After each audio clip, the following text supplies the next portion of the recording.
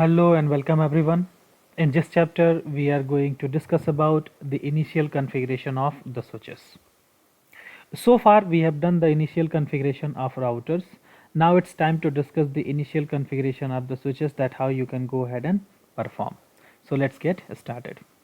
So when it comes to initial configuration of the switches, so the very first point comes that how you will be able to access your switch by using the console cable. So we will see that how exactly we can go ahead and access our switches by using console cable, because whenever we are taking a new switch, of course for the new switches there is no IP addresses assigned, no configuration is there. So that's where we basically using one of the major port here, which is considered as console port, and we will be connecting our rollover cable to the PCs, and we will be able to access your switches here itself by using a particular tool which is nothing but putty in case of real time. This is what the scenario, same like a router, only you need to follow this. So we will see that how exactly you can do that for the switches as well, and then how you can go ahead and configure the IP addresses in the switches. For the switch, how we can assign the IP address, how we can configure the host name, banners, and also the password like enable password or enabling secret. Those all the configurations we will see into this initial configuration of the switches as well. Also we will try to understand the couple of more information. So that will be basically your speed and duplex. So when it comes to speed and duplex to your switches, again the switches can go ahead and negotiate the speed and the duplex as well. So when it comes to speed and duplex, see, speed and duplex is basically the dynamic part, where in the switches, switch automatically can go ahead and adjust the duplex mode and the speed depending upon the remote device.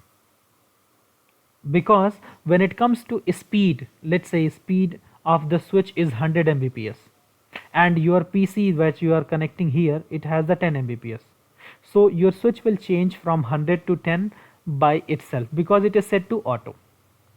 So like that, duplex also is going to be. Make sure by default speed and duplex is set to auto in dynamic, but we can go ahead and set the duplex and the speed to work with the specific mode as well. This is very much possible.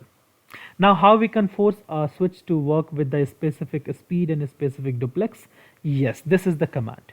Basically we can go to switches configuration mode, just like a router. In the switches also we have the configuration mode, where under interface mode we can go ahead and define the speed is equals to 100 Mbps, 1000 Mbps or 10,000 Mbps, like that. By default it is set to auto.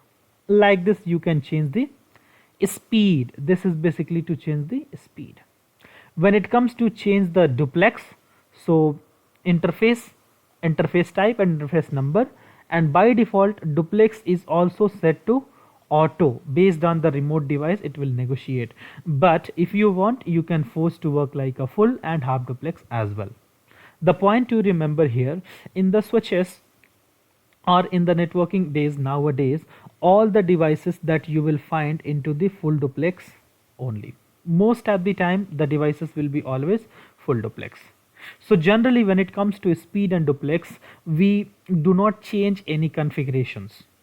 If it is required, then only you can go ahead and perform. Otherwise speed and duplex will be negotiated by the switches based on the neighbor device itself. So now we have left over with the configurations for the initial configuration of switches and the speed and duplex configurations as well.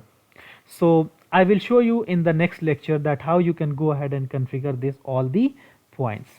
So that's it for this particular lecture. Thank you. See you in the next.